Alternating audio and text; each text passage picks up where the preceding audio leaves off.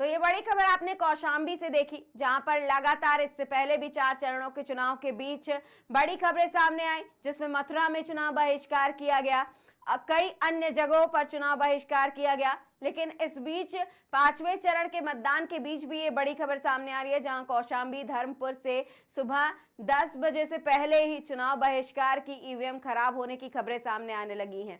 एक तरफ जहां ईवीएम खराब होने की खबर सामने आई, वहीं दूसरी तरफ कौशाम्बी और धर्मपुर में चुनाव बहिष्कार किया जा रहा है। आपको बता दें कि सिराथू के 315 बूथ संख्या पर मतदान का बहिष्कार किया जा रहा है। जनता की डिमांड है कि जब तक उनकी मांगों को पूरा नहीं किया जाएगा वो चुनाव बहिष्कार करेंगे। लेकिन ये बहिष्कार सामूहिक चुनाव बहिष्कार है। आपको बता दें कि 1700 वोटर्स ने सामूहिक मतदान का बहिष्कार किया है। उनकी डिमांड है कि जब तक लोगों को गांव में आने के लिए सड़क पुल नहीं बनाया जाएगा और उनकी मांगों को पूरा नहीं किया जाएगा, तब तक वो चुनाव का बहिष्कार करेंगे और मतदान नहीं करेंगे।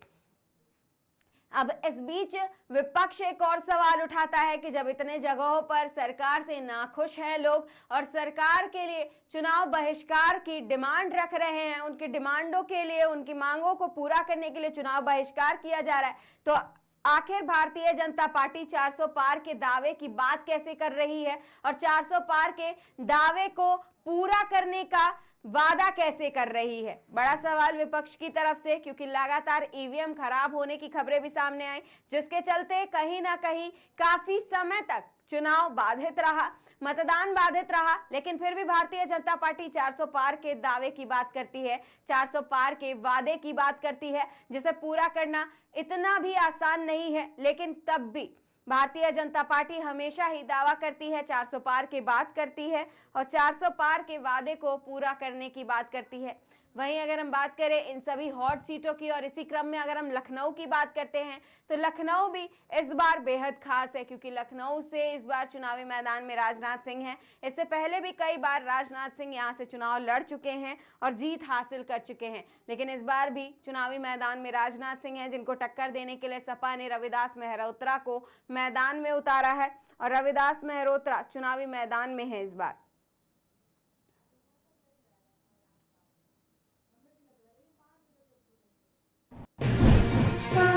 एक और बड़ी खबर सामने आ रही है। इस बीच आपको बता दें 8 राज्यों की 49 सीटों पर मतदान जारी है। झांसी से ये बड़ी खबर, जहां ललितपुर में मतदान का बहिष्कार किया जा रहा है। आपको बता दें कौशाम्बी और धर्मपुर के बाद झांसी से ये बड़ी खबर है, जहां झांसी में ललितपुर में मतदान का बहिष्कार किया जा रहा है लोगों द्वारा। बाढ़ के हजारिया गांव में ग्रामीण नहीं कर रहे हैं मतदान। ग्रामीण पुल बनाने की लंबे समय से मांग कर रहे हैं। प्राथमिक विद्यालय हजारिया बूथ संख्या 105 का ये मामला बताया जा रहा है, जहां बूथ संख्या 105 पर चुनाव बहिष्कार किया जा रहा है। आपको बता दें सुबह 7 बजे से मतदान जारी है। सुबह 10 बजे से पहले चुनाव बहिष्कार की तमाम खबरें सामने आ चुकी हैं। झांसी से ये बड़ी खबर, जहां ललितपुर में मतदान का बहिष्कार किया जा रहा है। बाढ़ के हजारिया गांव में ग्रामीण नहीं कर रहे हैं मतदान। ग्रामीणों ने डिमांड पूरी करने की मांग रखी है। जी हाँ, ग्रामीणों का कहना है कि पुल बनाने की लंबे समय से मांग कर रहे हैं, जो कि नहीं बनाया जा रहा है, जिसके बाद प्राथमिक विद्यालय हजारिया बूथ संख्या 105 पर चुनाव बहिष्कार किया जा रहा है ग्रामीणों की तरफ से। और ये पूरा मामला प्राथमिक विद्यालय हजारिया बूथ संख्या 105 का बताया जा रहा है, जहां पर ग्रामीणों द्वारा चुनाव बहिष्कार किया जा रहा है। तो झांसी में भी मतदान हो रहा है। उत्तर प्रदेश की 14 लोकसभा सीटों पर मतदान हो रहा है। इसी क्रम में झांसी में भी मतदान हो रहा है सुबह 7 बजे से।